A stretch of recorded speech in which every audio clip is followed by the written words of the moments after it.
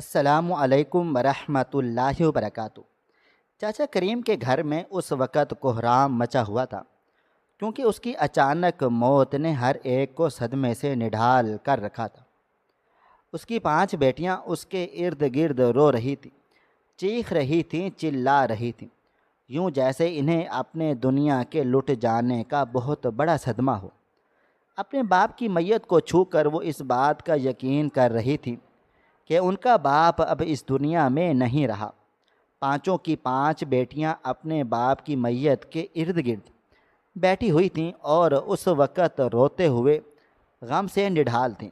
سارا محلہ اکٹھا ہو چکا تھا، ان لڑکیوں کے لیے افسوس کرنے لگا، کیونکہ ان لڑکیوں کی ماں تو پہلے ہی انتقال کر چکی تھی، اور چاچا کریم کا بھی اچانک انتقال ایک بہت بڑا صدمہ بن چکا تھا۔ اسی وجہ سے وہ لڑکیاں جیسے غم سے نڈھال تھیں اور ہوش میں نہیں آ رہی تھیں۔ محلے کے سب لوگ حالانکہ چاچا کریم اور اس کی بیٹیوں کو کوئی خاص پسند نہیں کرتے تھے، لیکن اس وقت چونکہ ان کا غم بہت بڑا تھا، اس لیے سب کو ان کے ہم سے ہمدردی محسوس ہو رہی تھی۔ چاچا کی بیٹیاں اپنے باپ کے لاشے سے لپٹے جا رہی تھیں اور رو رو کر اسے واپس بلا رہی تھیں۔ ابا جان، آپ واپس آ جائیں، آپ کدھر کو چلے گئے ہیں؟ ابو، اب ہم اکیلے کیسے رہیں گے؟ آخر ہمیں کس کے سہارے چھوڑ کر جا رہے ہیں؟ ان کی بیٹیوں کے منہ سے نکلنے والے الفاظ وہاں پر موجود ہر آنکھ کو اشکبار کر رہے تھے اور دل کو غمزدہ کر رہے تھے، اور ہر ایک کو پریشان کر رہے تھے، اور بچیاں اسی طرح اپنے باپ کے لیے آنسو بہا رہی تھیں اور روتے ہوئے بار بار اسے واپس پکار رہی تھیں، جیسے انہیں اس بات کا یقین ہو کہ ان کی پکار کے جواب میں چاچا کریم واپس پلٹ آئے گا اور ایک بار پھر سے زندہ ہو کر ان کے سروں پر ہاتھ رکھے گا۔ لیکن آج تک کبھی جانے والا بھی واپس آیا ہے، اس لیے چاچا کی بیٹیوں کی بھی منت سماجت کی، ان کی التجائیں، ان کے آنسو اور ان کے بین کسی کام نہیں آئے تھے، اور چاچا کریم اپنے ابدی سفر کو روانہ ہو چکا تھا۔ چاچا کو غسل دے دیا گیا اور اب کچھ ہی دیر میں اس کا جنازہ اٹھایا جانا تھا۔ 5 کی 5 لڑکیاں اس کے ارد گرد جمع تھیں اور وہاں پر موجود سب لوگ اسی بات کا انتظار کر رہے تھے کہ کب جنازہ ہو اور کب وہاں سے سب اپنے اپنے گھروں کو لوٹ جائیں۔ چاچا کا جنازہ اٹھایا گیا تو اس کی 5ویں بیٹی چیخ و پکار بہت زیادہ بلند تھی، اور جو وہاں پر موجود ہر شخص کو ارزدہ کر گئی تھی۔ ہر شخص کی آنکھوں میں آنسو تھے۔ چاچا کی بیٹیوں کا رونا دیکھا ہی نہیں جا رہا تھا۔ سچ تو یہی تھا کہ ان کی دنیا لٹ چکی تھی، ماں تو پہلے ہی اللہ تعالیٰ کے پاس چلی گئی تھی، اور اب باپ بھی یوں اچانک انہیں چھوڑ کر چلا گیا تھا۔ ان میں سے تو ابھی کسی کی شادی بھی نہیں ہوئی تھی، تو کیسے ان سب کا گزارا ہوگا؟ کس طرح سے وہ 5 بہنیں ایک دوسرے کا آسرا بنیں گی؟ ہر کوئی یہی سوچ رہا تھا، کیونکہ رشتہ داروں میں سے تو کوئی بھی سر پر ہاتھ نہیں رکھتا، تو پھر وہ 5 لڑکیاں کیسے گزارا کریں گی؟ ہم سب اپنی اپنی جگہ پر یہی سوچ رہے تھے کہ ہم چاچا کریم کا جنازہ لے کر قبرستان کی طرف روانہ ہو گئے تھے۔ جنازہ پڑھانے کے بعد جیسے ہی قبر میں میت کو اتارنے لگے تو یکدم قبر کی ٹھنڈک جیسے وجود میں اترنے لگی۔ قبر کے اندر اتنا سکون محسوس ہونے لگا جیسے اس سے پرسکون جگہ کوئی اور ہو ہی نہ، اور دیکھتے ہی دیکھتے چاچا کریم کی قبر کشادہ محسوس ہونے لگی۔ وہاں پر موجود ہر شخص حیران و پریشان تھا، کیونکہ چاچا کریم ایک ایسا شخص تھا جس کے بارے میں کبھی کچھ اچھا سننے کو ملا ہی نہیں تھا، اور اب اس کی قبر کی کشادگی اور قبر کی ٹھنڈک جیسے دل میں اترتی چلی جا رہی تھی، اور ہر کوئی اس بات پر حیران تھا کہ آخر چاچا کریم جیسا عیاش اور گناہ گار شخص کیسے اتنے بڑے انعام کا مستحق ٹھہرا، کیسے اللہ تعالیٰ نے اسے اپنی رحمت کا حقدار ٹھہرایا؟ آخر ایسا کیا تھا جو سامنے دکھائی نہیں دے رہا تھا، لیکن پس پردہ وہ موجود ضرور تھا؟ ہر کوئی اپنی اپنی جگہ پر یہی سوچ رہا تھا۔ چاچا کی تدفین تو کر دی گئی تھی، لیکن میں اپنی سوچ و بچار میں گمسم جب گھر پہنچا تو اماں نے مجھے یوں پریشان سا دیکھا تو پوچھنے لگی، کیا بات ہے اسلم بیٹا، سب خیریت تو ہے نا؟ تم کسی سوچ میں گمسم لگتے ہو۔ اماں نے کھانا لا کر میرے سامنے رکھا تو میں ایک دم چونک اٹھا اور کہنے لگا، اماں دراصل آج کریم بھائی کی میت کو قبر میں جب اتارا تو اس کی ٹھنڈک دل میں اترنے لگی۔ یوں لگ رہا تھا جیسے اللہ تعالیٰ نے اس کے اوپر اپنا کوئی خاص کرم کر دیا ہو۔ میں نہیں جانتا تھا کہ کریم بھائی کا کون سا عمل ہے جو ان کے راستے کی رکاوٹوں کو ختم کرتا چلا گیا، ان کے گناہوں کو مٹاتا چلا گیا۔ میں نہیں سمجھ پا رہا تھا، جبکہ اماں کہنے لگی، ارے یہ تو بہت اچھی بات ہے کہ کریم چاچا کی بخشش ہو گئی اور اللہ تعالیٰ نے اسے اپنی رحمت کی وجہ سے بخش دیا ہے۔ یقیناً اس کی زندگی میں کوئی نہ کوئی ایسا عمل ضرور ہوگا جو اس کے لیے زیادہ راہ بن گیا۔ اماں نے سر ہلاتے ہوئے جب یہ کہا تو میں سوچ میں پڑ گیا، کیونکہ جتنا کچھ میں بھی کریم بھائی کے بارے میں سننے کو ملتا تھا وہ صحیح نہیں ہوتا تھا، لیکن میں نے سوچ لیا تھا کہ میں کریم بھائی کے بارے میں معلومات ضرور حاصل کروں۔ آخر انہیں اتنی بڑی سعادت کیسے مل گئی؟ کریم بھائی ہمارے محلے میں کافی عرصے سے رہ رہے تھے اور یہاں پر ان کا ایک بہت بڑا جنرل سٹور تھا۔ جنرل سٹور میں ضروریات زندگی کی ہر شے موجود تھی۔ چچا کریم کی صرف 5 بیٹیاں تھیں اور بیٹا کوئی بھی نہیں تھا۔ کسی کو اس بارے میں معلوم بھی نہیں تھا کہ اس کے دل میں بیٹے کی خواہش تھی بھی کہ نہیں، کیونکہ کبھی اس کے منہ سے بیٹے کا لفظ سنا ہی نہیں تھا۔ کریم کی 5 بیوی کا انتقال 3 برس پہلے ہو چکا تھا، جبکہ وہ اپنے 5 جوان بیٹیوں کے ساتھ گھر میں اکیلا رہتا تھا۔ کریم کی دکان پر بہت رش لگا رہتا، کیونکہ اس کے پاس ضروریات زندگی کی ہر چیز مل جاتی تھی، اس لیے بچے، بوڑھے، بزرگ، جوان اور عورتیں تک اس کے پاس بلا جھجک خریداری کرنے آتی تھیں۔ کریم چاچا کو ہمیشہ عورتوں کے ساتھ بہت ہی فرینک انداز میں باتیں کرتے ہوئے دیکھا گیا اور وہ ہمیشہ اس طرح سے ان کے ساتھ مسکرا کر باتیں کیا کرتا جیسے ان کی کوئی پرانی سہیلی ہو۔ چاچا کریم کافی عیاش آدمی تھا۔ اس دفعہ وہ موبائل فون پر چوری چھپے باتیں کرتا بھی پایا گیا۔ اکثر اس کی دکان پر بھی عورتیں آتی تھیں جو برقعے میں ملبوس ہوتی تھی، جن کی پہچان کسی کو بھی نہیں ہوتی۔ چاچا کریم بخش انہیں اپنی دکان کے اندر بٹھا لیتا، ان کی خاطر مدارت کرتا اور اپنی دکان سے ہی انہیں بوتل اور جوس لا کر دیتا، اور وہ سب وہاں پر بیٹھ کے کھانا کھاتے رہتے۔ محلے کے لوگ جب یہ دیکھتے تو توبہ استغفار کرتے، اور کئی بڑے بڑے بزرگ تو چاچا کریم کو اس بارے میں سمجھا بھی چکے تھے، لیکن چاچا کریم کے کانوں پر جیسے کوئی جوں بھی نہ رینگتی تھی۔ وہ اپنی ان عیاشیوں میں مبتلا رہتا اور کسی کی نصیحت اور بات کو کچھ بھی نہیں سمجھتا تھا۔ ہم خود بھی کریم بھائی کی زندگی سے بہت زیادہ متاثر تھے۔ بیوی کے مرنے کے بعد جس طرح سے انہوں نے مختلف عورتوں کے ساتھ دوستی بنا کر رکھی ہوئی تھی، ہم تو کبھی کبھار انہیں حسرت سے دیکھتے ہوئے کہتے، ارے کریم باؤ کمال ہے، آپ کی زندگی تو بڑی رنگین ہے، زندگی ہو تو آپ کے جیسی، جیسے ورنہ نہ ہو۔ اکثر ہم جب کریم بھائی سے یہ کہتے تو وہ بس ہلکا سا مسکرا دیتا، اور کبھی اس نے پلٹ کر نہ تو اس بات کی تردید کی اور نہ ہی تصدیق کی۔ اسی وجہ سے محلے میں اس کے بارے میں کافی باتیں پھیل چکی تھیں، اور طرح طرح کی عورتوں کے ساتھ کریم بھائی کا یارانہ جوڑا جانے لگا تھا۔ گھر میں کبھی ان کی بیٹیوں کو اس بارے میں گنسن مل جاتی تو وہ ان کی بیٹیوں کے بارے میں کیا ہی کہنے تھے، 5 کی 5 بے حد ماڈرن اور فیشنیبل، بالوں کو رنگ کروا کر رکھا تھا اور نت نئے ڈیزائن بنا کر رکھتی تھی۔ ہمیشہ فیشنیبل لباس پہن کر تیار ہو کر رہتی تھیں، یوں جیسے گھر کی بیٹیاں نہ ہوں بلکہ یہاں پر مہمان آئی ہوں۔ ہمیشہ سے ان کے چہرے پر ہلکا ہلکا میک اپ دکھائی دیتا تھا۔ 5 کی 5 عجیب و رنگ کی عورتیں تھیں، اور کوئی بھی انہیں پسند نہیں کرتا تھا، کیونکہ ان کے لچھن کسی کو بھی پسند نہیں آتے تھے۔ اکثر یا تو وہ دروازے میں کھڑے ہو کر پھیری والے سے چیزیں لے رہی ہوتی یا پھر چھت سے لٹک کر ہمسایوں میں سے کسی سے بات چیت کر رہی ہوتی تھی۔ لوگ جب یہ منظر دیکھتے تو توبہ استغفار کرنے لگتے، کیونکہ شریفوں کے محلے میں اس طرح کے لچھن کوئی بھی پسند نہیں آتے تھے۔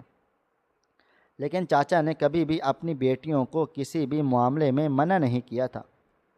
وہ ہمیشہ اپنی بیٹیوں کا ساتھ دیتا اور ان کے ساتھ مسکرا کر دوستوں کی طرح رہتا، لیکن محلے کے لوگ یہ سب برداشت پسند نہیں کرتے تھے۔ اسی وجہ سے چچا کریم اور اس کی بیٹیاں محلے کا سب سے زیادہ ہاٹ ٹاپک تھا، اور لوگ اس کے اوپر گھنٹوں بیٹھ کر باتیں کر سکتے تھے۔ کریم کے گھر میں کوئی خاص آنا جانا تو نہیں تھا، کیونکہ گھر پر تو کریم کی بیوی تو تھی نہیں، کریم دکان پر ہوتا تھا، اور اس کی 5 بیٹیوں کو کوئی پسند بھی نہیں کرتا تھا۔ صرف یہی وجہ تھی کہ کبھی کبھار وہ کسی کا اچانک چکر لگ جائے تو پھر بہت سی باتیں نکل پڑتی تھیں، اور چچا کریم کے کانوں تک وہ باتیں بھی پہنچتی تھیں۔ لیکن آج تک کبھی اس نے اپنی بیٹیوں کے بارے میں کسی کی زبان نہیں روکی، اور اس نے لوگوں کو یوں جیسے نظر انداز کر رکھا ہو، جیسے اس سے اس بات کی کوئی پرواہ نہ ہو کہ لوگ کیا کہہ رہے ہیں۔ وہ اپنی مستی میں مست اور خوشحال رہنے والا شخص تھا۔ ایسے شخص کا اچانک انتقال سب کے لیے ایک بہت بڑا صدمہ تھا، کیونکہ آج تو سب تک میں کبھی بیمار بھی نہیں ہوا تھا۔ اپنی بیوی کے ساتھ انہوں نے اپنے آپ کو سنبھال لیا تھا۔ بے شک ان کا غم بہت بڑا تھا، مگر پھر بھی اس نے کبھی کسی کے سامنے اپنے غم کو ظاہر نہیں کیا، اور چپ چاپ اپنے کام کاج میں مصروف رہتا۔ وہ کبھی اپنے کام سے چھٹی نہیں کرتا تھا۔ ہر روز صبح 7 بجے دکان کھول لیتا اور رات 11-12 بجے تک اس کی دکان کھلی رہتی۔ چاچا کریم معمول کے مطابق دکان بند کر کے گھر چلا آیا۔ اس نے کھانا وغیرہ کھایا۔ کھانا کھانے کے بعد اپنے کمرے میں سے آرام کیا، لیکن صبح جب وہ وقت مقررہ پر جانے سے کمرے سے باہر نہیں آیا تو اس کی بیٹی نے جا کر اسے جگانے کی کوشش کی۔ تب پتہ چلا تھا کہ چاچا اس دار فانی سے کوچ کر گیا ہے، کیونکہ سوتے ہی کسی وقت اسے یا تو ہارٹ اٹیک ہوا تھا یا پھر اللہ تعالیٰ کی طرف سے ہی موت نے اپنی آغوش میں لے لیا تھا۔ چاچا کریم کی موت کا اعلان ہوا تو تب سارے محلے کو پتہ چلا، اور جب سب باری باری اس کے گھروں پر جمع ہونا شروع ہو گئے، اور یوں جب اسے دفنا دیا گیا تو اس کی کشادہ قبر اور اس قبر سے نکلنے والی ٹھنڈک نے وہاں پر موجود ہر شخص کو حیران و پریشان کر دیا، کیونکہ چاچا کی عیاشیاں تو سب کے سامنے تھیں اور اس نے کبھی ان کو چھپانے کی کوشش نہ کی۔ تو پھر اب آخر ایسی کیا بات تھی کہ جس کی بدولت کریم کو اللہ تعالیٰ نے اتنا بڑا اجر دے دیا؟ چونکہ میں بھی محلے دار تھا اور اکثر چاچا کریم کے بارے میں یہ سب کچھ سنتا رہتا تھا، اس لیے میں نے سوچ لیا تھا کہ ایک بار جا کر چاچا کے گھر والوں سے اس بارے میں ضرور معلوم کروں گا۔ اور تبھی آج میں اپنی اماں اور بیوی کو لے کر چاچا کے گھر چلا آیا، اور افسوس کرنے کے بعد میں نے اس کی بیٹیوں سے پوچھا، کہا بچوں، اگر تم کو کسی بھی چیز کی ضرورت ہو تو تم مجھے کہنا، میں تمہارا باپ تو نہیں بن سکتا، لیکن کوشش کروں گا کہ تم لوگوں کے کام کاج آ سکو۔ میں نے انہیں تسلی دیتے ہوئے کہا، وہ تو اپنے 5 ہوسی پوچھتے ہوئے رہ گئی تھی، اور تبھی میں نے گلا کھنگارتے ہوئے ان سے کہا کہ تم لوگوں سے دراصل ایک بات پوچھنی ہے، کیا تم میری مدد کرو گے؟ میرے اس طرح کہنے پر ان 5 نے ایک دوسرے کی طرف دیکھا اور پھر سر ہلا دیا تھا۔ میں نے ہمت کرتے ہوئے ان سے پوچھا، کیا تم جانتی ہو تمہارے باپ کا کون سا عمل ایسا ہے جس کی وجہ سے اس کی قبر کشادہ ہو گئی ہے اور اس میں سے ٹھنڈک نکلنے لگی ہے؟ کیونکہ تمہارے باپ کے بارے میں سنا ہے کہ وہ کچھ اچھے الفاظ نہیں ہیں، لیکن کیا کوئی ایسا عمل یا کوئی ایسی نیکی جو تمہارے باپ کے لیے زیادہ راہ بن گئی ہو اور جس کے بارے میں تمہیں علم ہو؟ میں نے چاچا کریم بخش کی بیٹیوں سے پوچھا تو پانچوں جیسے کسی سوچ میں ڈوب گئی تھیں، اور پھر سر نفی میں ہلانے لگیں اور کہنے لگیں، نہیں، مجھے تو اس بارے میں کچھ بھی معلوم نہیں ہے۔ باری باری سب نے اس بارے میں لا علمی کا اظہار کر دیا تھا۔ میں سوچ میں پڑ گیا تھا کہ آخر اب کس سے اس بارے میں معلوم ہوگا، کیونکہ چاچا کریم کے بارے میں کچھ نہ کچھ تو ضرور چھپا ہوا تھا جو ہمیں معلوم نہ تھا۔ اس لیے میں کچھ دیر مزید بیٹھ کر وہاں سے اٹھ کر آ گیا تھا۔ چاچا جان کی دکان ان کے انتقال کی وجہ سے ابھی 2 دن کے لیے بند تھی، اور پھر ملازم بھی اپنی دکان پر نہیں آ رہا تھا۔ اس کی بیٹیوں سے ملاقات کرنے کا کوئی بھی فائدہ نہیں ہوا تھا۔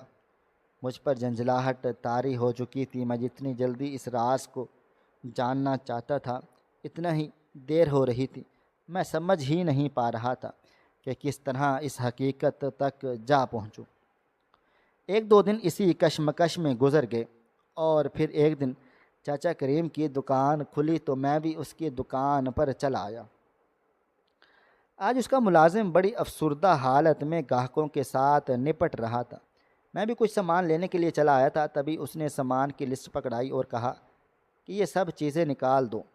ایک ایک کر کے چیزیں نکالنے لگا۔ میں نے اس سے بات برائے بات سے پوچھا تھا کہ آخر کیا بات ہے حسین بھائی، تم بہت افسردہ دکھائی دے رہے ہو؟ تو کہنے لگا، آپ کو پتہ ہے مالک کے ساتھ میرا کتنا پیار تھا، اٹھنا بیٹھنا تھا، کتنا لمبا ساتھ تھا۔ اب تو ان کے اچانک بچھڑ جانے نے مجھے بہت غم زدہ کر دیا ہے۔ چاچا کریم کی بات پر میں سر ہلا کر رہ گئی تھی، تبھی اسے کہا، چاچا کریم، آخر تمہارا مالک کیسا آدمی تھا؟ جتنا ہم نے سنا اور دیکھا وہ تو بہت زیادہ عیاش تھا، لیکن پھر ایسا کیا ہوا کہ اس کی قبر کے اندر سے اتنی ٹھنڈک ملی جیسے دنیا کی کوئی جنت کی بشارت مل گئی ہو؟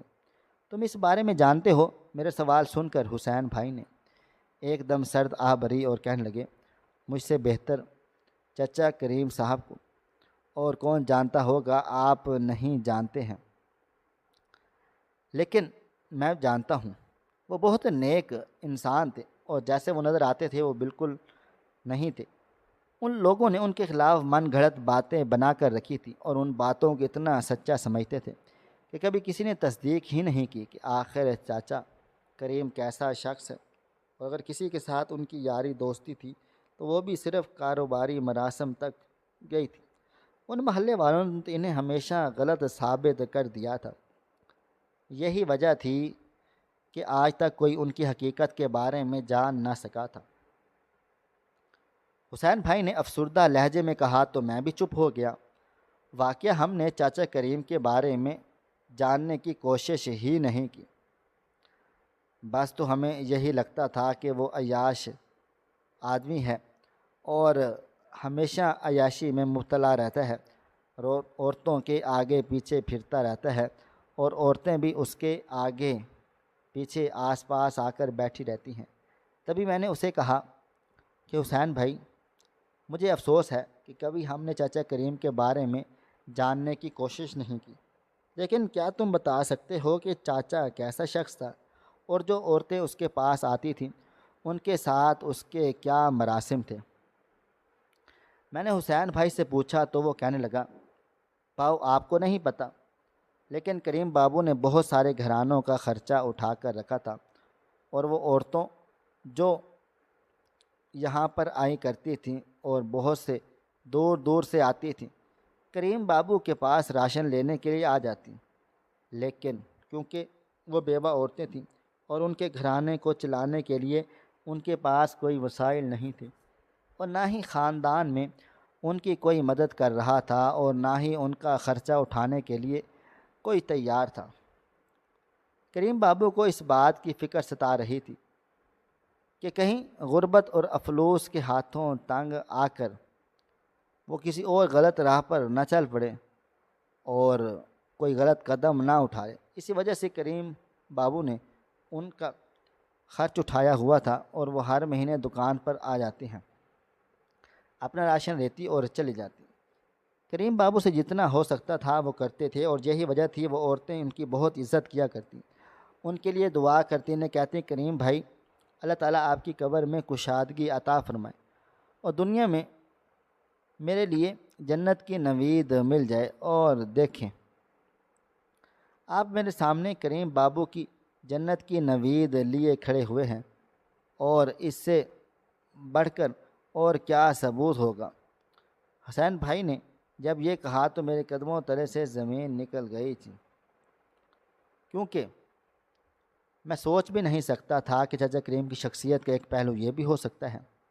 جو شخص بظاہر عیاش نظر آتا تھا اور عورتوں اس کے پاس آ کر بیٹھی رہا کرتا تھی، دراصل وہ عیاش نہیں تھا، بلکہ وہ تو ان کی مدد کرنے کے بہانے کے خیالوں سے انہیں راشن دیتا تھا اور اپنی دکان میں سے انہیں جو چاہیے ہوتا تھا وہ دے دیتا۔ میں آج اپنے آپ کو بہت چھوٹا محسوس کر رہا تھا۔ میں نے حسین بھائی سے کہا کہ تو چاچا نے کب سے ان کا خرچہ اٹھایا ہوا تھا؟ کیا جب سے یہ دکان بنی تھی تب سے، یا پھر اس سے پہلے؟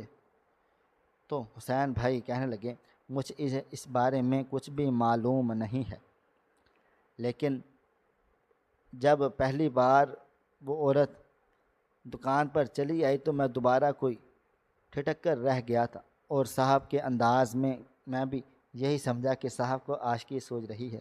لیکن کچھ دنوں کے بعد مجھ پر حقیقت آشکار ہو گئی تھی کہ صاحب تھیلا بھر بھر کر انہیں راشن دیتے، اور بزرگ یہ سمجھتے رہ گئے تھے کہ وہ عورتیں صاحب جن کے پاس مراسم بھی ہیں۔ لیکن ایک دن جب ان سب لوگوں نے صاحب کو دعا ڈالی اور کریم بھائی جس کی خاطر آپ نے ہمارے سروں پر ہاتھ رکھا، ایسے کوئی بھی نہیں رکھتا جس طرح سے آپ نے ہماری ذمہ داری اٹھائی ہے، ایسے کوئی بھی نہیں اٹھاتا۔ اللہ تعالیٰ آپ کو اس کا اجر دنیا میں ہی دے ڈالے گا۔ میں نہیں جانتا تھا کہ ایسا سچ بھی ہو جائے گا، لیکن اس دن میں خود پر بہت زیادہ شرمندہ ہو گیا تھا اور اپنے آپ کو بہت ملامت کی تھی۔ اس کے بعد میں نے صاحب پر کبھی شک نہیں کیا اور ہمیشہ ان کے ہر عمل کی تلقید کی۔ وہ عورتیں یہاں دکان پر آئی تھیں اور بہت پریشان تھیں۔ کریم صاحب کی موت کا صدمہ انہیں بھی اسی طرح لگا جیسے کسی اپنے کو لگتا، اور انہیں اس بات کی فکر تھی کہ ہمارا خرچ اٹھانے والا، ہمارے سروں پر ہاتھ رکھنے والا اب اس دنیا میں نہیں رہا تو ہم کیا کریں گے۔ حسین بھائی نے جب یہ کہا تو میں بھی ارزدہ ہو گیا، اور تبھی ایک خیال سے میری آنکھیں چمکنے لگیں، اور میں نے حسین بھائی سے کہا ایسا کرو، جتنی بھی عورتیں یہاں پر آتی ہیں ان کی ایک لمبی لسٹ بنا دو، اور جتنا راشن انہیں دیا جاتا ہے اس کی بھی ایک لسٹ بنا لو۔ میں محلے کے مخیر حضرات سے اس بارے میں بات چیت کروں گا، اور ہم سب مل کر ہر مہینے کچھ نہ کچھ پیسے دے دیا کریں گے۔ میں اس رقم سے ان عورتوں کا راشن تیار کر دیا کروں گا۔ یہ سلسلہ رکنا نہیں چاہیے۔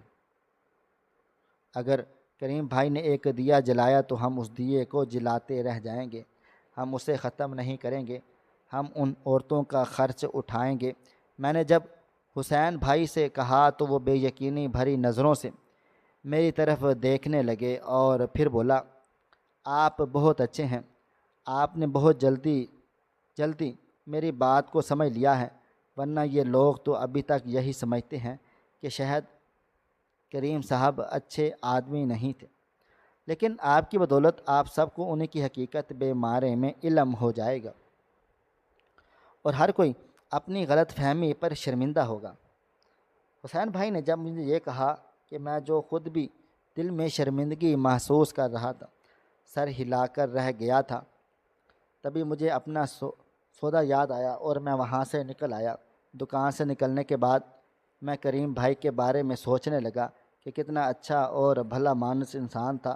اس نے اپنے کتنے ہی غموں کو اپنی مسکراہٹ کے پیچھے چھپا چھپا کر رکھا ہوا تھا۔